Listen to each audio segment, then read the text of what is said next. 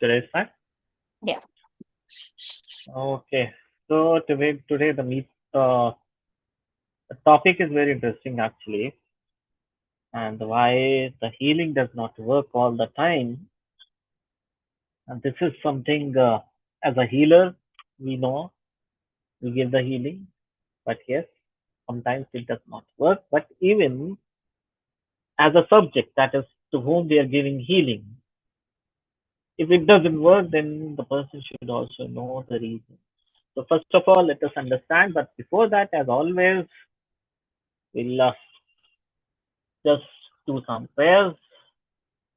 So what you have to do, you have to just close your eyes and from wherever you're joining, cities, countries, or time zones, let us take a moment to arrive.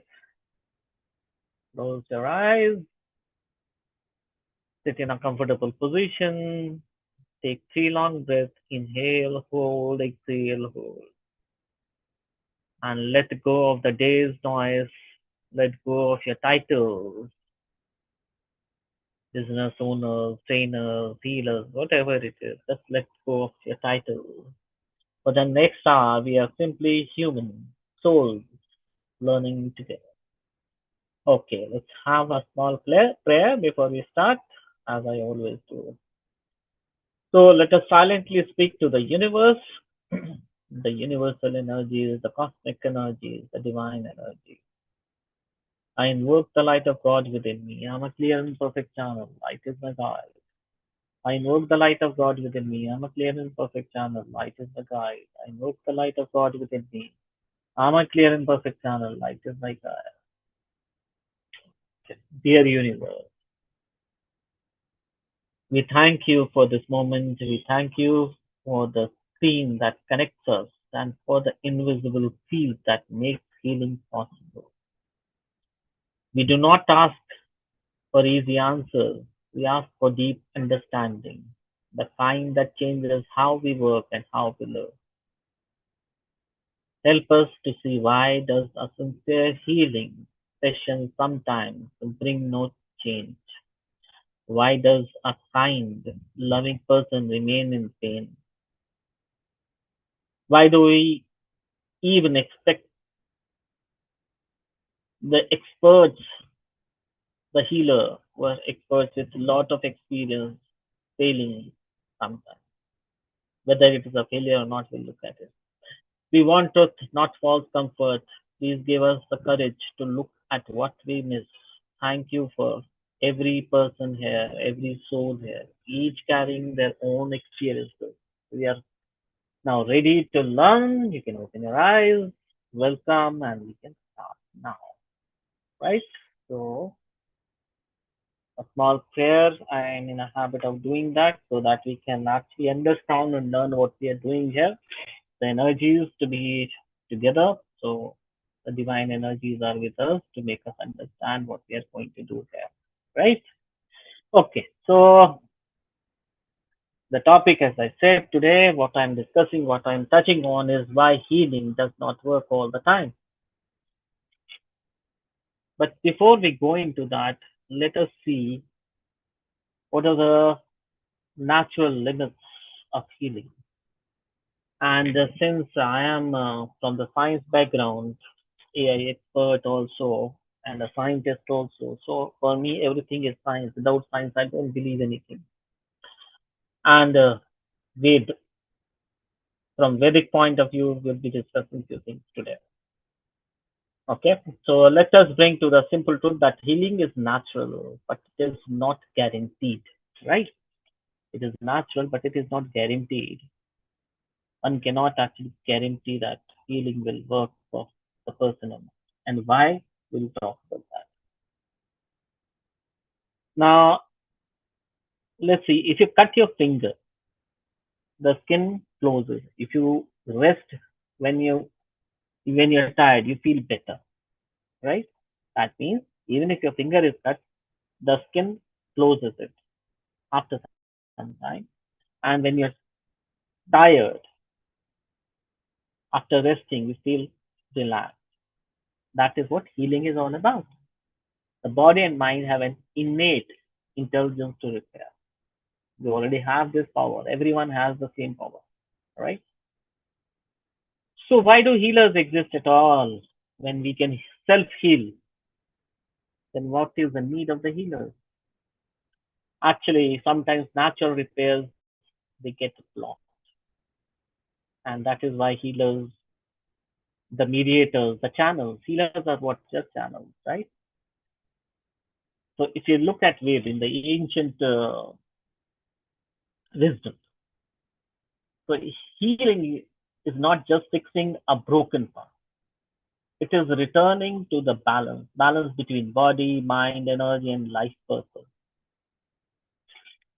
Now, there is a hard truth. Even when you do everything right, you are taking the medicine, you are meditating, you are praying, eating well, still sometimes healing does not happen. And why? Why we suffer? Are we suffering? Really? We'll see. There are three sources. Let us listen to or listen carefully the three sources we have because of which we are suffering, or rather taking lessons of life, I would say. Okay. So let's look at the source one that is created by self. Like you eat too much, you're eating junk food, you get sick, you stay angry all the time, you get because if you're not healthy, you will be angry. Your high blood pressure, the parameters are not in aligned. Now, healing works well here. You change the habit, you get better. Self healing, you can do that. Or a healer can help also. Now, second source of the pain is your external problem that is coming from us outside, like a virus enters your body, an accident hurts you. Now, someone lies to you, you are hurt emotionally. So, medicine and therapy work well there, but you can also use healing. So, remove the cause, you heal. That is the main thing.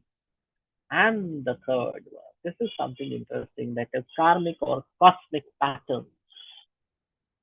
Now, this one is little difficult. A person gets cancer, a child dies young, a healer themselves, they fall sick. There is no obvious fault. This is actually suffering that comes from old karmic seeds. It can be your planetary cycles or simply the season of the soul, contract we are carrying. We'll talk about that. Now, here is what I would like you to remember. Healing almost always works for the first and the second source. That is for sure. Now, for the third, that is karmic imprint, it may be struggling. But yes, healers do help in that also. Now, let us see what does not work all the time. So let me list five specific things that people think should heal, but they often do not. First, positive thinking does not always heal. You keep telling a person to be positive, be positive, not possible, right? Uh, Ancient wisdom like the Bhagavad Gita says, pleasure and pain comes and go like seasons. You cannot skip winter by pretending it to be summer, right? So forcing positivity often makes the pain. Why? Because if it is not working, you say why it is not working. This worsens actually because you are fighting reality. True healing starts when you say, yes, I am in pain right now. Accept it. Don't just say, no, no, no. Be positive. How can you be positive? You're suffering. A person suffering of cancer. How can you tell the person to be positive all the time? Now, if you look at medicines alone, they do not always heal medicines also. Now, two people with the same disease, right? Same medicine, same doctor. One recovers, the other does not. Why?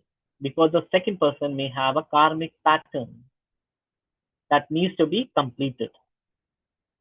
And medicine treats the body, it does not always change the destiny, isn't it? Medicines cannot. Now, the third one is energy healing does not always heal. You're giving energy, but it may or may not heal. You can clear chakra, cut cords, burn sage, whatever, you can do that. We also cut cords so many times and it doesn't work. These are good actually, but if the soul has chosen to experience poverty, grief, or loneliness as a teacher, you cannot actually clear as a healer. You cannot clear soul contract by waving your hands. Just, oh yeah, no, not possible. There are no magic wands that contract must be lived through. You have to live it, right? You have to go through every part of it, every inch of it, right? Your karmic imprints, your karma, prarabdha, you have to deal with it. You cannot skip it, right? Now, prayers do not always heal. That is another thing. This is a hard fact, and you have to accept it. We have all prayed for a loved one who died anyway. And that does not mean the divine did not listen. No, sometimes the answer is not get well, but find peace even in pain. Sometimes healing is for the soul and it is not for the body, right? So prayers are definitely there. They can help you, but they may not be there to heal you because you have not chosen to be healed. You have chosen to actually take the karmic lessons, right? So they may or may not work all the time. Okay. Mm-hmm. Now, the fifth one, the last one, is love and light. Healing does not always work. Goddess Kali from Indian tradition, if you see her, she holds a sword and a cut head, severed head. She is also a healer. She is actually the best healer. Because sometimes healing looks like destruction first, right? It looks like a destruction, like a forest fire cleared all old trees so new can grow. And the forest fire, sometimes we even have to light it to save the rest of the vegetations and animals. So the fire line you must have seen. If your healing practice only offers love and light but cannot hold darkness, it will fail when the client in the deep shadow. If your subject, the person who, to whom you're giving healing, if you only offer love and light but cannot hold the darkness, because darkness will always be there. You heal and it may come to you. So healing won't work. It will fail. And this will actually take the subject into a deeper shadow. Not, it will just boomerang, right? Now let's see some examples from ancient wisdom. And let me share three stories, which are actually well known stories, nothing new. But let us look at them with a different point of view. Now, we have a curse. A king was cursed to die in 7 days. We all know, or most of us know, that it was King Parikshit. He was cursed to die by a snake bite in 7 days. So he collected all the wise men, saints. They prayed, they did Bhagavad, they performed rituals also. But did he survive? No, he did not. The snake came on the seventh day and he died. So healing for his body, if you look at this way, it failed. It was not able to save the body. But interestingly, in those 7 days, listening to wisdom, his soul became free and he left without any fear. And we call it actually moksha. He got moksha. never to come back on earth, never to take rebirth. Some may debate with me that we have rebirth or not, but yeah, we have seen, the healers have seen that yes, they exist. Anyway, let's not talk on that. Now, what lesson we learn from this?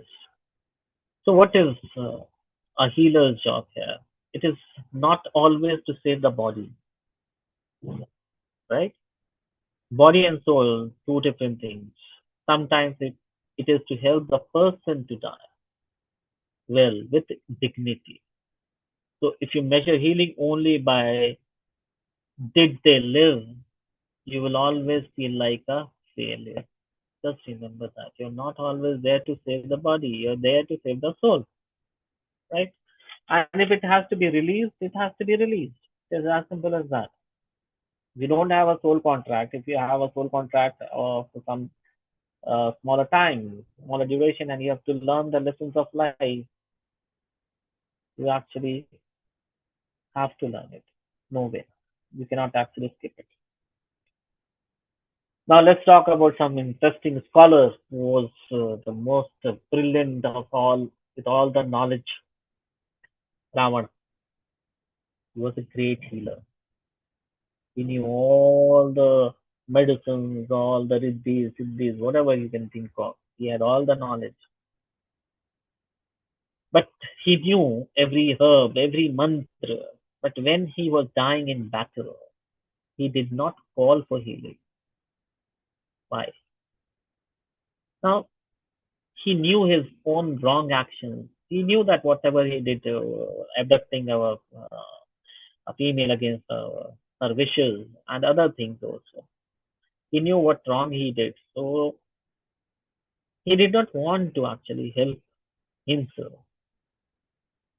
He had created a debt that no medicine could pay, right? So he had actually transformed his karma such a way they were so bad that it was better for him to leave.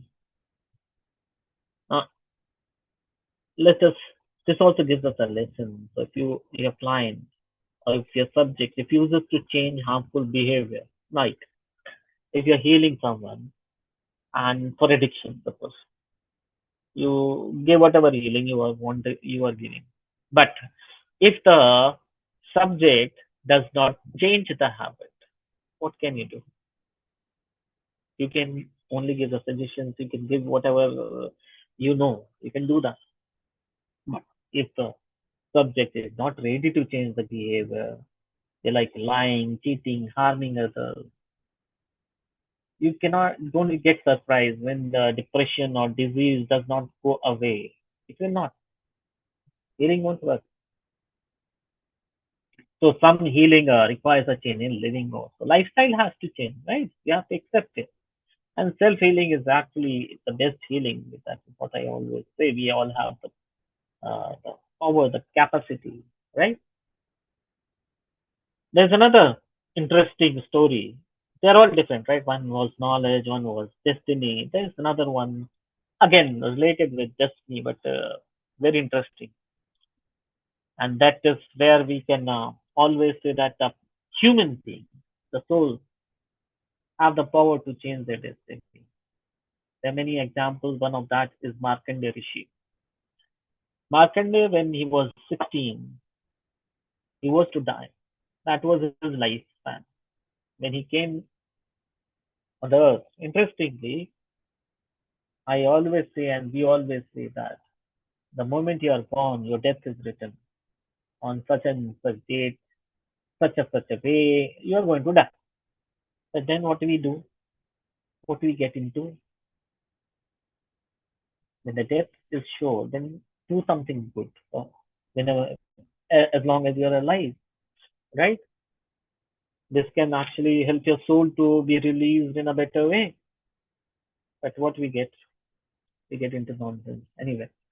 So Markandeya was to die at the age of 16. He held on to shivling when the death of God, Yamraj, he came. Yamraj came. What he did, he held uh, shivling, right? And that shivling came alive, and his death was averted. The boy lived. Excuse me. And let me have some water. So what did he do? He changed his destiny. Now this is actually an exceptional case. Sometimes when devotion is absolute, the law of nature bends. It never bends just like that. It will bend only when the devotion is absolute, pure. But most of us are not that exception. That is what I was saying. When we know that our death is already written, but still we get involved into a lot of other things which we should not be doing. The wise healer knows the difference between a fate that can be changed and a destiny that must be surrendered. You have to surrender something. You have to, okay, this is my destiny. I have to do it. I have to leave. So there are three technical steps which we miss most of the time. As a healer, we miss, or as a subject also, we should understand that. Let us talk about some procedural errors, but keeping in mind the way. So in Vedic energy tradition, why I'm referring to Ved because whatever the modalities came, whatever the healing modalities came from the West, we adopted them as if they were their creation, but they already existed 10,000 years back in Ved, Puran, Upanishads, everything mentioned about this healing tradition, but we forgot that. So I'm mentioning actually Ved all the time. So whenever we are healing, there's always an exchange of energy, the receiver and the giver. As a channel, suppose I'm healing someone, so I'm a channel, and the receiver is the person or my subject I'm giving healing to. So what we are doing, we are exchanging the energy. So like any other exchange, it must be closed properly. That is where we go wrong. If you skip the closing, the healing remains incomplete. Now, you have to keep three steps in mind. They are non-negotiable. At the end of every session, you have to do them. Sometimes we use the cord cutting and all we use in Reiki also, but there are other things that we have to keep in mind, right? So let us look at the steps. It is actually not only for the healer, this is for the subject also, the one who is receiving the healing, that person should also keep in mind that the energy is transferred or not. So let us look at the three steps which will help you that you have to keep. And I have done it practically actually. And I found that this works like wonders.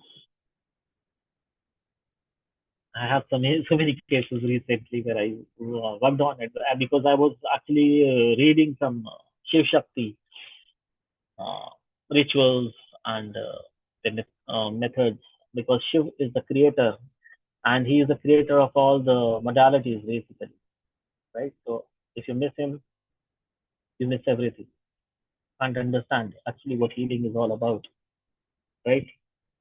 So whatever I was reading and I found some tools he had already given actually, and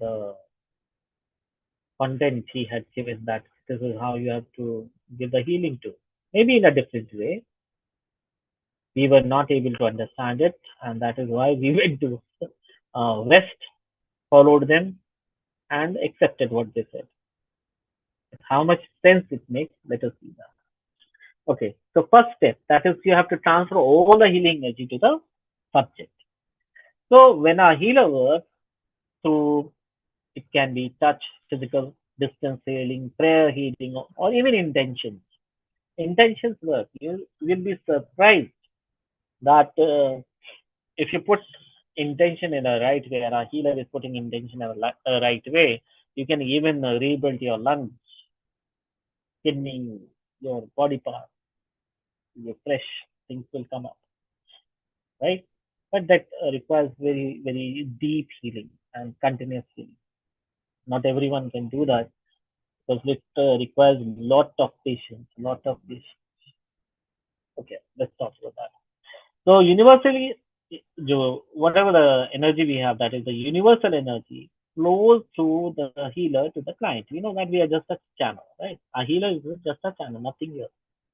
No magic lands, right? There's no magic happening here. But many healers unconsciously hold back a part of that energy. They may not be knowing, but actually they are keeping it back. Could be because of the egos, or maybe not ego. It could be like they don't know, right? Or maybe because they fear that they may lose the control, or just simply forget that. A person may simply forget, but that is not what should be done, because what happens in this case, only 50% of their energy will go to the subject, right?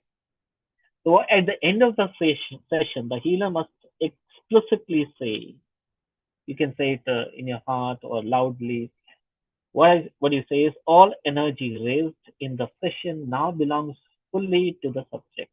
The name of the person, none remains with me. Right? What you're doing is you're transferring the energy to the subject completely. You're not involved in that. Right? You're just transferring that. And that is what we not we cut the cord, but we are not transferring the energy most of the time. Right? Now, if you do not do this, the client receives only half. That is what I was saying, 50% only. Now, rest stuck in the healer, causing fatigue and incomplete resolve. I was actually, I'll just give you my own example. I was giving healing to someone, and it was a deep healing. And unfortunately, actually, or you can say that not because I forgot that I was driving. Uh, so healing was going on, but I could not able to close it. So what happened was I got sick after reaching my destination. I got sick so bad that I had to take medicine, and then I realized that okay, what happened? So I had a talk with some other healers also. They gave me some healing, and then it was all okay. But for that time being, I was literally very sick. Now, the second step. First is transfer healing. Second is disconnect the healer from the energies present in the room. There will be some energy, because what we are doing, we are invoking. We are invoke the masters, right? And the cosmic energies. And they are present there. Believe me or not, they are present there. Not necessarily physically present, but their presence is there because you're connected always through the space, right? Through the cosmos. We're all connected. Now, during healing, the healer actually, energy of the healer, that field, that is the energy field around me, or the healer, it mixes with the field of the subject. Now, if you do not disconnect, that is the first step which is taught to all the healers, that disconnect yours. You continue to carry the client's emotional or physical pattern after the session. That is for sure. Now, this leads to what happens? Burnout. It worsens, the client feeling reverses because the old pattern still connected. You're not disconnecting, right? But disconnection can be a little different as per Vedic method. We'll talk about Vedic method. Okay. Now, when you transfer the energy, you have to visualize the intent to clean and cut. What do we say? I now disconnect the cutting. You're using the swords and all, whatever you can use. But what you have to say, saying is important. And I have realized that after a lot of struggle, right? That saying is important. Now you have to say, I now disconnect from all energies exchanged in this session. My field returns to me. Your field returns to you. That is the subject. We are separate and complete. Without this step, healing fails because the shared field keeps the old pattern alive. It doesn't go, right? Interesting. Third. We know that we have to disconnect. We all know that we have to disconnect. But we have to disconnect ourselves not only from the channel and the subject, but from the outcome of the healing also. That is again we miss.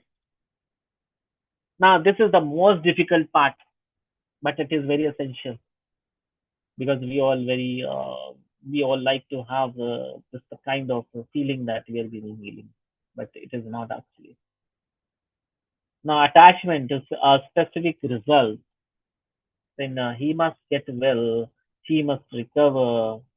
It creates a subtle pressure, right? The client feels the pressure and may resist it. Now, the worst part is the healer's attachment blocks the universal flow because the healer tries to override natural timing. Now, what you have to do? So, what you have to do is disconnect from outcomes, but does not mean not caring. You have to care. Okay, you're disconnected does not mean that you're not caring. It means after you have done your technical uh, or use your technique correctly, you release the results. What you have to say is the third part, an important part, very important part. You have to say, I have done my part. Now the universe decides the time, form, and degree of healing.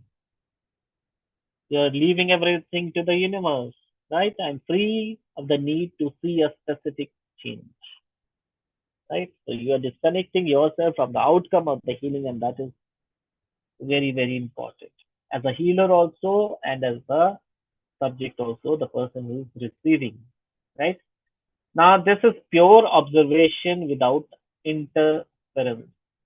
So, a healer attached to outcome actually introduces distortion. Healing fails because the healers will fight the patient's deeper wisdom, right?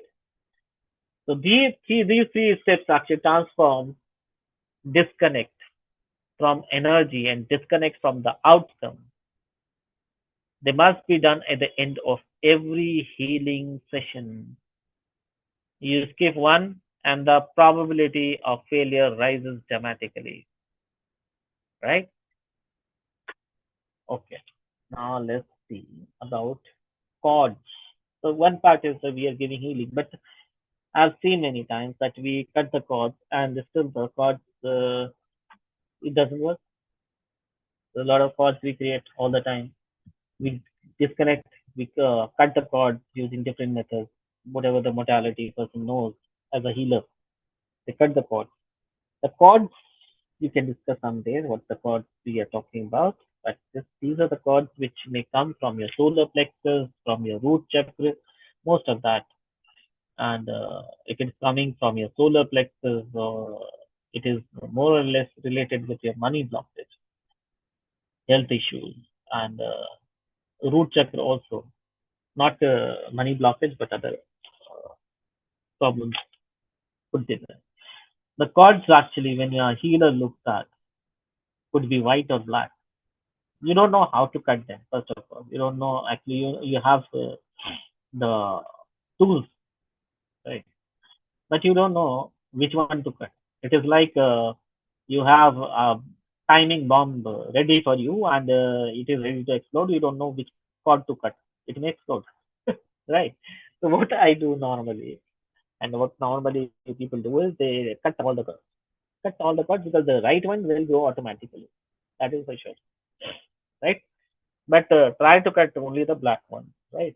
As a healer, also, you can do it yourself. You don't have to be a healer to cut the cards. I can tell you that.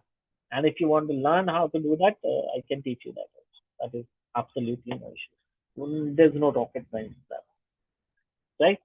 No attunement required. There are a lot of healings you can do yourself. No attunement required. The universe is there with you. You can do yourself healing yourself. Cutting cords is not a big deal, but you have to remember a few things. What happens? Now let us look at a very important technique, that is removing the negative patterns and cutting the cords. Cords are energies actually attached between you and the person, right? A place, a past event, or even a past identity. So many healers know how to cut the cords. Most of that. Most of the healers know how to cut the cords. This is very, very simple. So what you have to do, they visualize scissors, swords, or a mantra, or even a symbols like Reiki symbols they can use, and sometimes like angel healing also we use angels to cut the cord. But which cord we are cutting, which angel we are using, if you don't know, just simply angel. Just call the angels. Your mother angel is always there with you, so you can take help of your mother angel. Just invoke your mother angel and ask the mother to cut the cord for you. So she would know which cord is to be cut, right? But here's what fails. The cord cuts, but they leave a scar, isn't it? So it is like if you have some external growth on your hand and you cut it. Suppose something is growing from here and you cut it. What will happen? The scar will be left, isn't it? Scar will be there. So what you have to do is, if you look at surgery also, even if a surgeon removes a tumor, let's say, but leaves the wound open, what happens? The patient gets infection and the tumor may grow back. 100% it will grow back. Now, similarly, when you cut an energy cord, you create a raw, open scar in the aura. The aura is open. That scar will either reattach to the same person or pattern, or attach a new negative pattern, or cause a feeling of emptiness. And this is not dangerous actually because now it is open. As long as the cord was there, at least it was closed, right? But the moment you cut it, you are opening everything now. The aura is open now.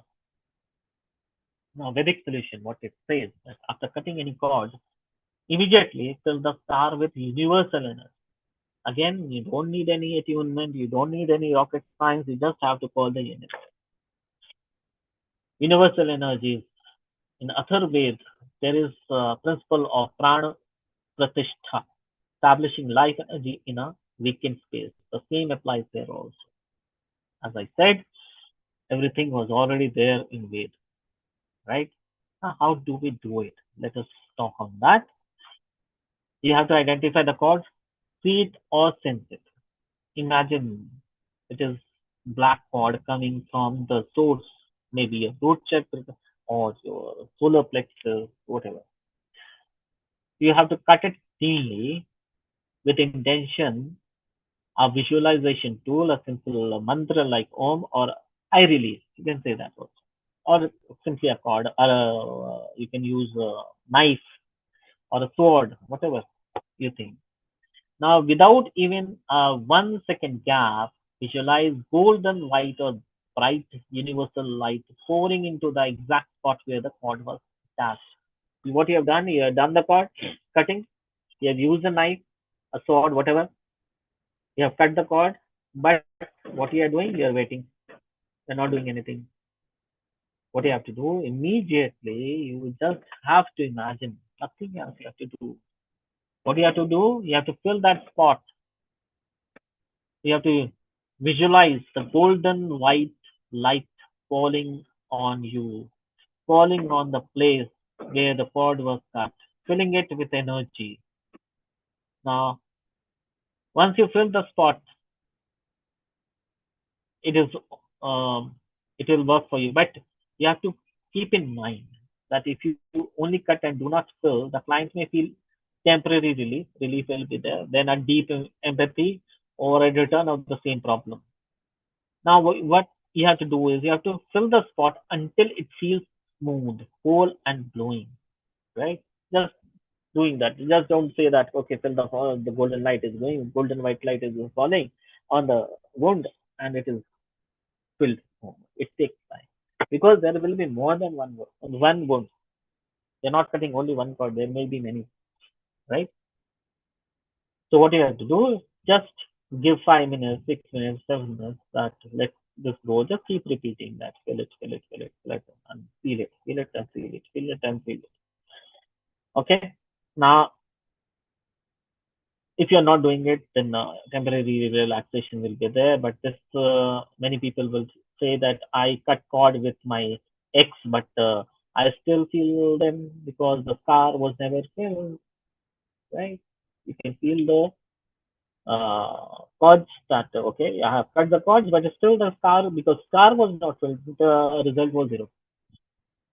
After some, the cord will grow again from the same place. What you have to do is you have to seal it and make sure that no cord grows from there again. That is the intention you have to put while you're filling it with gold and white light. Or you can imagine any light. I normally sometimes I fill it with love also pink light. Sometimes I fill with gold and white light, and I do cord cutting for myself also because I do also get attached. My cords also get connected, right? So keep in mind, no cord cutting is complete without filling. This is a non-negotiable rule of any healer working with a negative pattern. Right? Now, self-healing therapy, the only reliable combination. So far, we have focused on what healer must do. Now, let us talk about the subject role also, because healing is a partnership, right? You cannot fix the system by only changing the healer. The client must also, the healer, the subject must also participate. If the subject is not participating, that is the person who's receiving the healing is not participating, then healing won't work.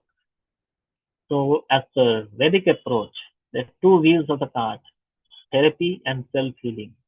Therapy is the external help, that is the medicine, surgery, counseling, energy, work, massage. This is essential.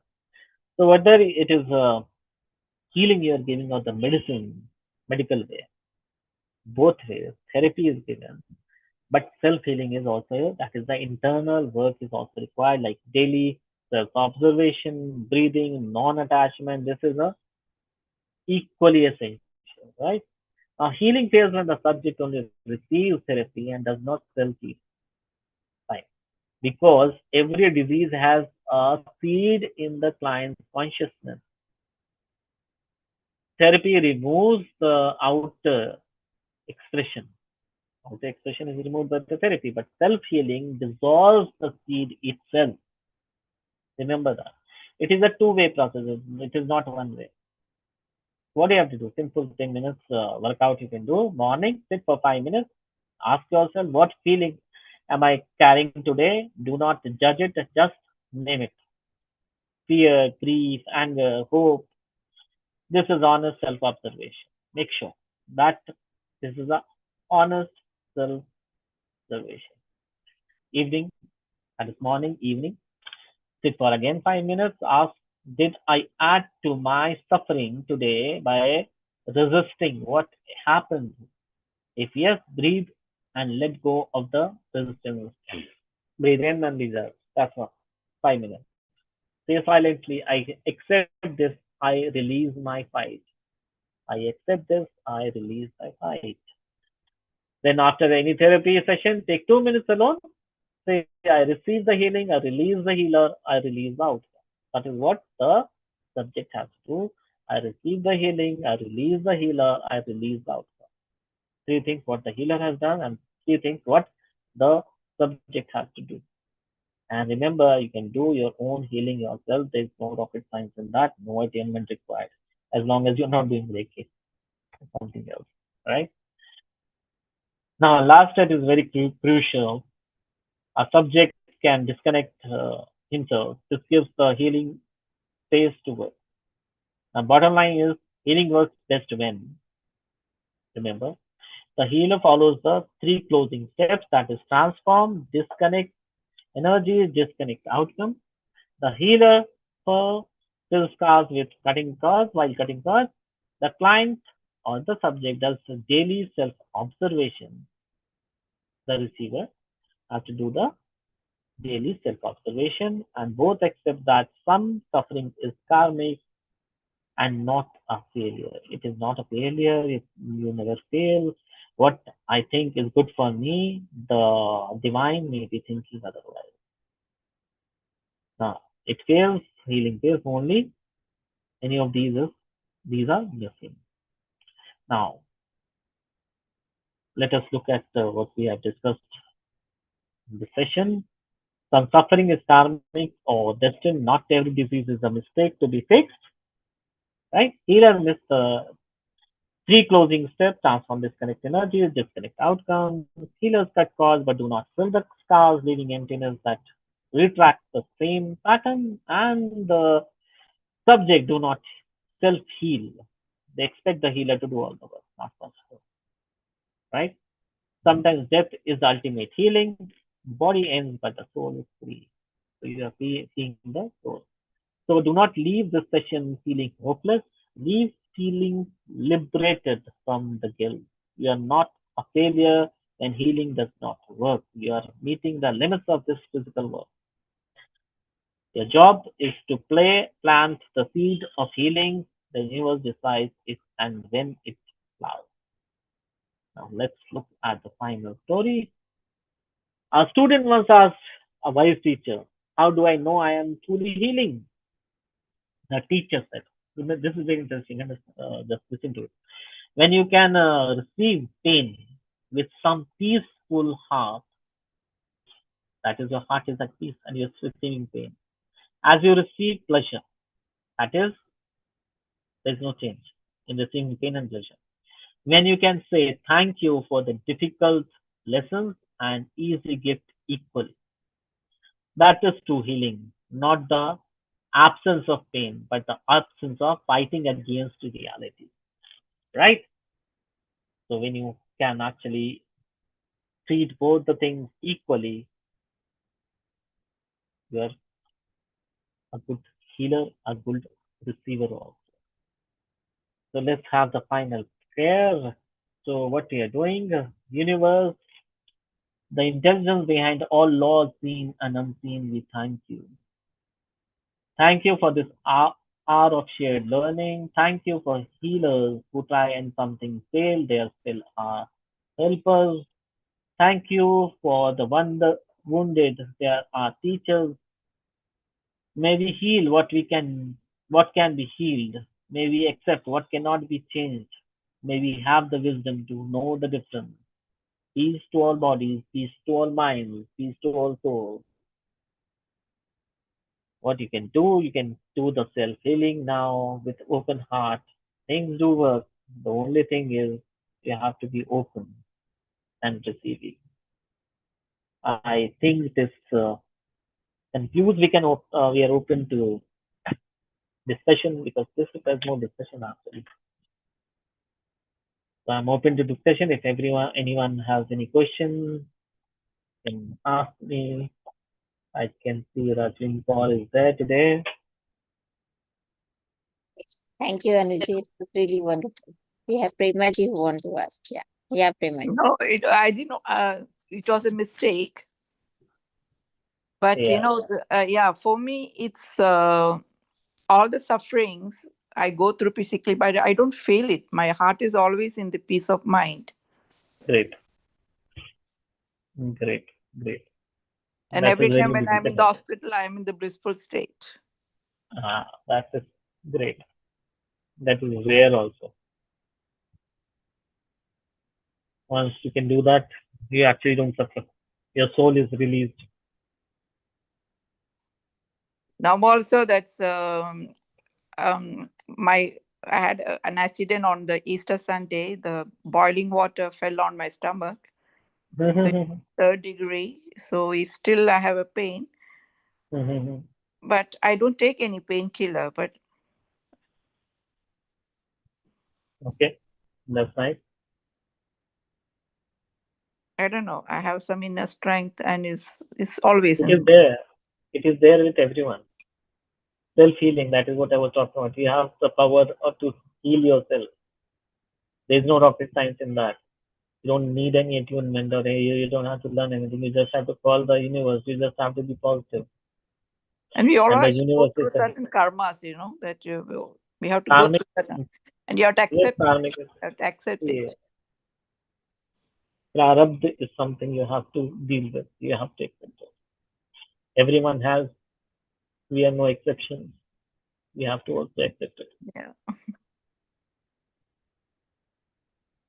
And when you feel that we are not alone, that all the celestial beings are around us, all the divine masters are around us, Yes, we have that inner strength, and we feel exactly. that everything is a passage. Yeah, it is just a time pass. Yes, time, like when you're stuck in a traffic jam. I used to panic when I was young. What will happen? Then over the years, I realized that okay, this is going to clear. I'm not going to sit here my life in the same car in the traffic jam. It is like that. The universe is there. This is the passage of time. The time will pass. Things will heal. Things will improve. Nothing is permanent. We are not permanent. Nothing. So if suffering is there, it will go. Yeah, It is just a matter of time. I just observe it. That's all. Yeah, suffering is like the karmic lessons we had to learn actually, which we have signed a soul contract for it, that we are going to learn these lessons. So we are learning the lessons, and it is good for us actually. It is cleaning soul more suffering when you get fever. We always say it is actually yourself healing yourself, right? So this is how you look at the thing. The healing is also fever is also self healing, and we all have the inbuilt energies. The universe is there with us. The divine energies are there with us. Everyone is there. Our mother and angels are there. Everyone is there. Our gurus are there. Everyone is there to help you. It is And such a actually, wonderful. when you accept your sufferings, it's much more easier. Yes, And you become an observer of your sufferings. It makes lots of difference. right. Your body is suffering. Your soul is not.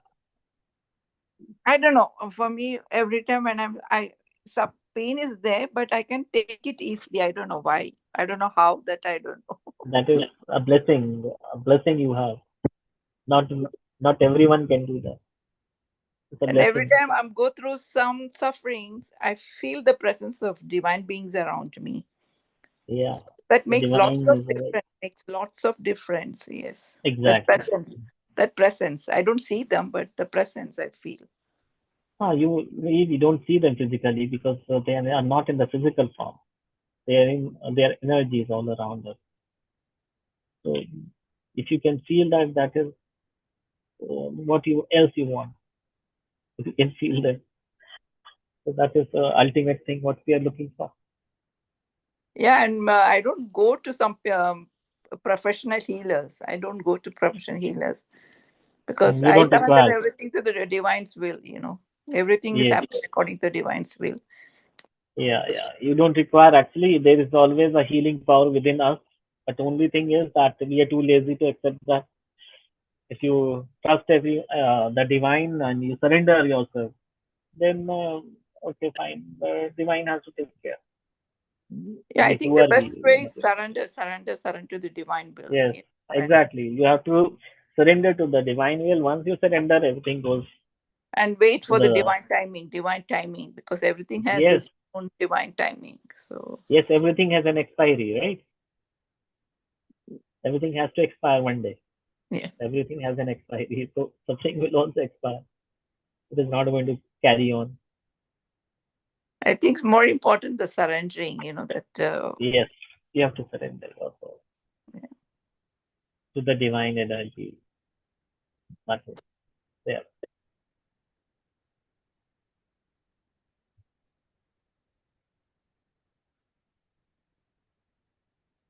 Nice. Sajmin is Uh, not.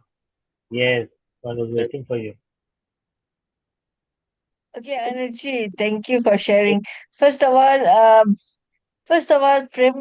Premaji, thank you for sharing your point of view. I am also, I had many burns all over. I just completed my hypnosis cycle in November last year, and I feel better now because of I am going through divine meditation, and I'm as what my hypnotherapists have said, divine meditation is the best, and I'm into the spiritual journey. So, um, as you were saying that surrender to the divine, it's very, very, yes, 80% you can surrender, but still still the 20%, if the negativity people can come in because we cannot change people. So yeah, I've also been a case of second degree burn, third degree burn, three burns on my body. But yeah, Mm. coffee burns, hot pot touch and hot water touch. Yeah, I also had the So the third degree of burning. Yeah, third degree. so it's like I feel you, but we are all spiritual beings, and we are surrendering to the divine energy. And hmm, and energy, what you said today is basically why healing doesn't work for some people is that maybe their mindset is like not Yeah, their mindset is like uh not in the right state of mind, and then that, they yeah, they have the pessimistic approach to it. So but you're right. after hypnotherapy and being in spiritual journey, and my hypnotherapist called me the other day for 3 months review and 6 months review over the phone. Mhm. Well, he's exceptionally happy with my progress, Great. and I'm able to maybe do do. I won't say it's 100%, but it's Mhm. like 80-20. So yeah, thank you for today's session. Thank you, Yeah. Jasmine. Thank you, Shabana. Thank you, I Yeah, think thank the Prema, for sharing. karma has a role in our sufferings. So you have to accept it, Yeah, yeah. because Uh, purification of a soul only yeah. through the karmas. See, Yeah. Because we are I'm not doing. angels in our past life. Might have made some mistake consciously, unconsciously, past life Yes. and this life. So the sufferings, the purification of our soul. So you have to accept it. But See, with the divine strength, I'm doing we don't a feel it. process We don't in feel this that. journey called the seven parts of it. One of it is the purification of the soul, to be done in India. I'm doing it in Malaysia and India. So next this year July I'm going to India maybe. So and every month they have it in Malaysia. So Mhm. I'm so happy. I'm like so happy. But I'm just recovering from bad flu, bad cough, and all the seasonal works. And I keep now after hypnotherapy, I mean, like, recently my habit is cheek biting. So when Mhm. I bite my cheeks, I feel like, um, did I do something wrong? I just bit it so hard. So thank you for sharing energy, and thank you for sharing Premaji, and thank you Jasmine, thank you Shabana. Good session. Good night all. Thank you. Good night. Good night. Thank you. Thank you, Anuji. I think Premaji was Thank sharing. So,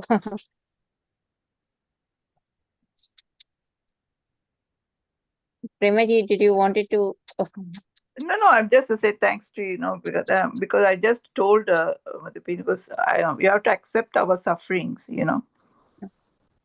yes. and you have to just wait for the divine will.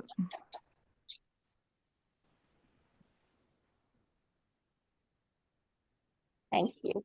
Thank you so much. Thank you I so much think for it today's makes thank you. session. sense what you shared and what Anuji said. So, yeah, we have to do both the things. We have to keep doing Yeah, closure all is this. important. Yes. Thank you. Thank you, Anuji. Thank you, Thank you. Premaji. Thank Thank you. Thank you. Thank Thank you you. so Thank you. much. you, Thank you. everyone. Thank you. And see you again.